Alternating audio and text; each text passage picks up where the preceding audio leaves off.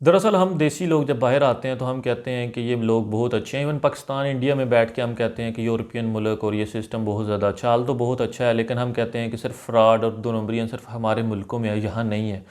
लेकिन ऐसा बिल्कुल भी नहीं है। मैं आपको जो वाक़या सुनाने जा रहा हूँ वो मेरे दोस्त के साथ जो 2200 यूरो, जो कि आज के मुताबिक 7.5-8 लाख रुपया बनता है, उसके साथ ये फ्रॉड हुआ।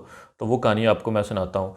होता कुछ इस तरह से है कि वो यहाँ पे मूव होता है तो यूनिवर्सिटी की तरफ से उसे टेम्परेरी अपार्टमेंट मिलता है। यहाँ पे पोस्ट डॉक के लिए आया वो, तो यूनिवर्सिटी की तरफ से उसे जो टेम्परेरी अपार्टमेंट मिला तो उसकी मुद्दत होती है 3 या 6 महीने। उसके बाद वो आपका एक्सटेंड नहीं करते तो आपको बाहर अपने लिए अकोमोडेशन ढूंढनी होती है।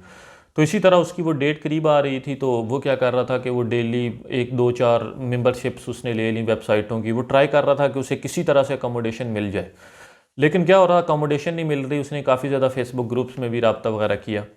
तो खैर सडनली एक दिन क्या होता है कि उसे ईमेल आ जाती है एक औरत की, कहती है कि मैं स्वीडन की हूँ, 57 ईयर्स मेरी एज है। तो होता क्या है कि मेरा एक अपार्टमेंट है बिज़नेस पर्पसेस के लिए, मैंने आपके शहर ल्यूबिक में, ल्यूबिक शहर है छोटा सा, मैंने वहाँ पे लिया हुआ है। चूँकि टूरिस्ट प्लेस है तो मैं एयरबीएनबी पे ले चलाती थी उसको, तो काफ़ी अच्छा बिज़नेस था, लेकिन कोविड के टाइम से कोई अच्छा नहीं है। तो अब मैं क्या कह रही हूँ कि मैं उसको सोच रही हूँ कि मैं उसको परमानेंट किसी को रेंट पे दे दूँ। तो मैं एक अथोराइज्ड मतलब लैंडलॉर्ड हूँ ट्रिप एडवाइज़र पे और एयरबीएनबी पे। तो क्या होता था कि इस तरह से मुझे बुकिंग आती थी, लेकिन अब मैं कह रही हूँ कि परमानेंट अगर कोई मिल जाए ना। तो ये अपार्टमेंट की तस्वीरें हैं और साथ में अपार्टमेंट का उसने इन्फॉर्मेशन वगैरह दी हुई और फर्निश्ड रूम और सारा कुछ ना।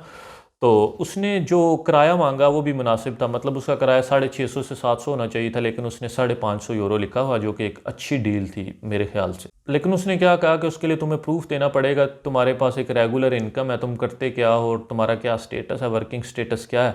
तो इसने उसे बताया जी मैं एक पोस्ट डॉक हूँ और ये मैं इस तरह रेगुलर हूँ और ये मेरी आईडी है। तो उसने कहा बिल्कुल ठीक है, तुम्हारे साथ मुझे कोई मसला नहीं होगा। फिर उसने के बाद उसने क्या कहा कि लेकिन मैं एडवांस में बता रही हूँ कि दो जो किराए हैं, जो कि 2 महीनों का रेंट है, वो एज अ सिक्योरिटी लूँगी और 2 ही किराए या रेंट एडवांस में लूँगी 2 महीनों का, यानी मतलब 4 रेंट, 2 सिक्योरिटी के और 2 एडवांस में जमा करवाने होंगे। इसने कहा जी मुझे कोई इशू नहीं है इस चीज़ का।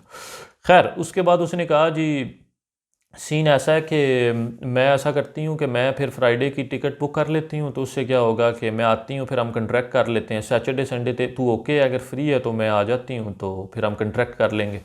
उसने कहा जी ठीक है, मैं सैटरडे संडे दोनों ईजी हूँ। फिर उसने ये व्हाट्सएप पे मूव होगी, वो बहुत ज़्यादा उसके साथ काइंड, और जिस तरह वो कह लें कि बूढ़ी अम्मा दादी नानी, ये उस चक्कर में था। खैर तो हुआ क्या कि वो इस तरह मैसेज कर रही थी, तो ये कह रहा था कि बहुत अच्छी है और सारा कुछ है, कोई मसला नहीं होगा। होता इस तरह का अगर आप लैंडलॉर्ड कोई हो इस तरह का, मतलब काफ़ी ज़्यादा एक्टिव, या तो उसके साथ कल को मसला होता है कि तुमने ये क्या किया, तो ये रिपेयर करवाओगे, इसके मैं इतने पैसे लूँगा। खैर वो बहुत अच्छी थी। फिर उसने कहा जी अब होगा ऐसे कि मैं टिकट करवा लेती हूँ, लेकिन उससे पहले तू ऐसा है कि मुझे ऐसा कर कि मुझे पैसे सेंड कर उसमें एयरबीएनबी पे या ट्रिप एडवाइज़र पे, मुझे पर्सनल बैंक में नहीं चाहिए पैसे। सिर्फ एज अ सिक्योरिटी कर दे, ये ना हो कि मैं 200-250 का टिकट लूँ और मैं वहाँ आ जाऊँ तो आके फिर तू वो हो ही ना, रियल ना हो, या तू आके कहे मुझे पसंद नहीं है। तो जब हमारी डील हो जाएगी तो फिर एयरबीएनबी मुझे मेरे पैसे वापस कर देगा। तो खैर इसने कहा जी ठीक है, एयरबीएनबी में मैं पैसे कर देता हूँ। एक थर्ड पार्टी वेबसाइट होती है, तो वो वहाँ पे आप इस तरह टेम्परेरी रेंट के लिए चीज़ें ले सकते हो, अकोमोडेशन या कुछ भी। तो इसने कहा उसमें पे करने में कोई इशू नहीं है। उसने कहा एयरबीएनबी पे या ट्रिप एडवाइजर पे किसी पे भी कर दो, क्योंकि मैं अथोराइज्ड लैंडलॉर्ड हूँ वहाँ पे, तो मुझे कोई इशू नहीं है। इसने कहा ठीक है। इसने उसको 2200 यूरो, जो कि 7.5 लाख 8 लाख रुपया बनता है, माजरत, तो इसने उसको वो सेंड कर दिया। तो उसके बाद क्या होता है कि उसने कहा ठीक है, मैंने टिकट ले लिया है और मैं फ्राइडे को आ रही हूँ और फिर सैटरडे को हम मिल रहे हैं, कितने बजे, 10 बजे, is it okay for you, and he said या इट्स फाइन। अच्छा जी, फिर उसके बाद ये क्या है कि ये तकरीबन इसने जुमे या हफ्ते को इसने सेंड किए, नेक्स्ट फ्राइडे की उसने टिकट ली। तो उसके बाद ये मंगल या बुध की बात है, कि मंगल की बात है मेरे ख्याल से, मैं ऑफिस में बैठा हुआ, मुझे अचानक फ़ोन आता है। मुझे कहता है जी हाँ क्या सीन है। मुझे श्योरिटी नहीं थी अभी तक कि इसने पैसे पे कर दिए, लेकिन मुझे कह रहा था, उसने मुझे ऐसे बताया, तो मैंने कहा ठीक है। अच्छा अच्छा। तो फिर क्या हुआ कि फ़ोन आया, कहता मसला हो गया, किधर है। मैंने कहा मैं ऑफिस में हूँ। वो मेरे ऑफिस के पास आ गया, तो उसने कहा जी वो फ्रॉड था। तो मैंने कहा फ्रॉड कैसे था। उसने बोला कि मैंने कहा एयरबीएनबी पे नहीं पे किए। उसने कहा हाँ एयरबीएनबी पे मैंने पे किए, लेकिन अभी मैं बैठा हुआ था तो अचानक मेरे माइंड में आया कि मैं उनकी एप्लीकेशन डाउनलोड करता हूँ। तो मैंने एप्लीकेशन डाउनलोड की, तो मैं देखता हूँ जाके बुकिंग में, तो मेरे नाम पे कोई बुकिंग नहीं है। मैंने उनकी सपोर्ट को मैसेज किया, तो उन्होंने कहा जी आपके अकाउंट पे तो कोई बुकिंग नहीं है। तो मैंने उसे रसीद वगैरह दिखाई कि ये मेरी रसीद है, ये रिसिप्ट, वो जो इनवॉइस वगैरह जब आप पे करते हैं तो वो आपको ऑटोमेटिकली रिसिप्ट जो आ जाती है वो दिखाई, ये सारा कुछ है। उसने कहा जी नहीं ये फ़ेक है, ये हमारी तरफ से नहीं है।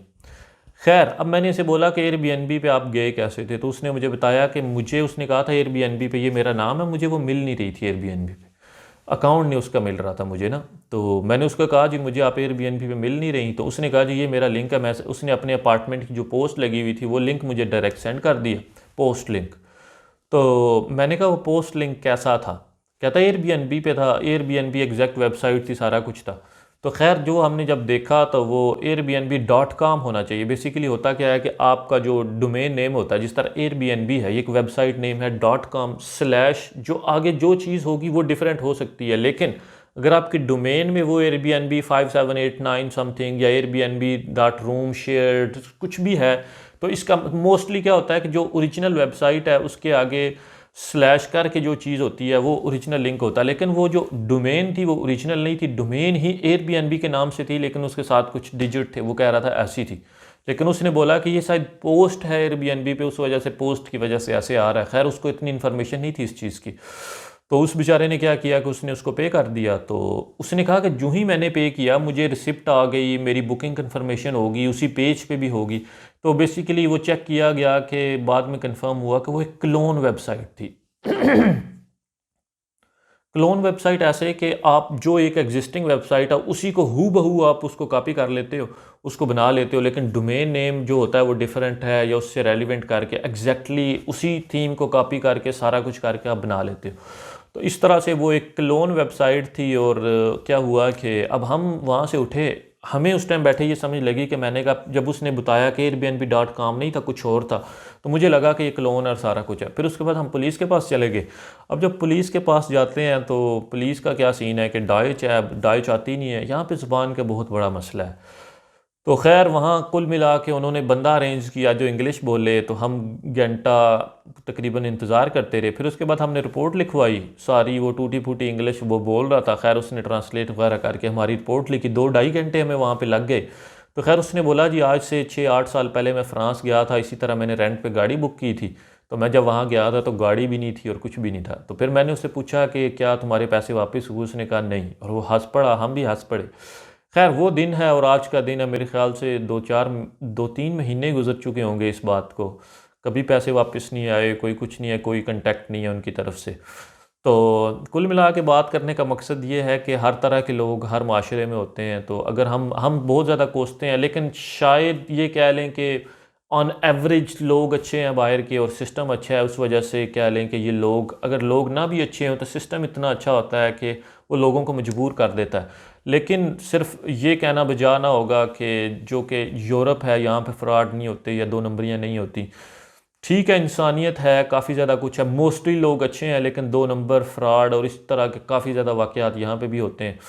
तो ये था एक मेरा एक्सपीरियंस। मैं बिल्कुल एक्सपेक्ट नहीं कर रहा था कि यहाँ पे भी इस किस्म के फ़्रॉड होंगे, लेकिन यस, ये होते हैं।